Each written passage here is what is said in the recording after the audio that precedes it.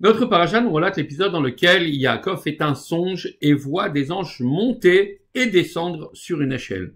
Rabbi Shmuel bar Yitzhak nous apprend dans le Midrash Tanchuma que ces anges représentaient chacune des nations parmi lesquelles le peuple juif séjournera durant ses exils.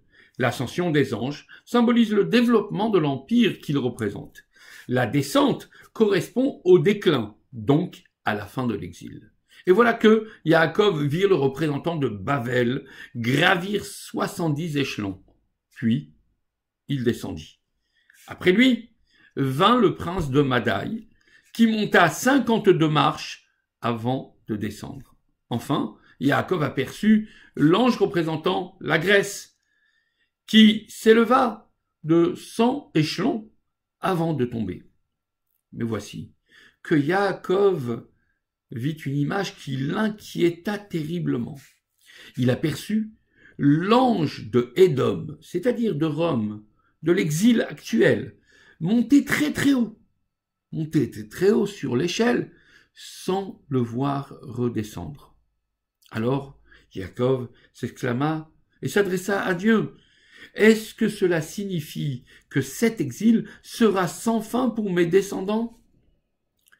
Dieu, pour lui répondre, anticipa les paroles de deux prophètes, les paroles de Jérémie et celles d'Ovadia. Tout d'abord, il lui présenta les paroles de Jérémie, en lui disant « Ne crains rien, mon serviteur Yaakov. Ne sois pas alarmé, Israël, car mon secours te fera sortir des régions les plus lointaines et tes descendants des pays de leur exil. Ne crains rien, veut dire ce verset, selon Rabbi Shmuel bar Yitzhak, car même si tu les vois monter tes ennemis, moi Dieu, je saurai les faire descendre.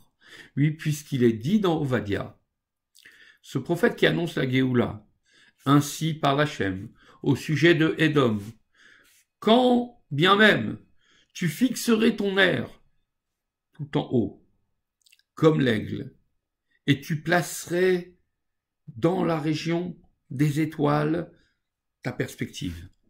Sache que je t'en précipiterai. Ne crains rien donc Israël. Dieu sera à ton secours et les nations qui t'ont oppressé tomberont.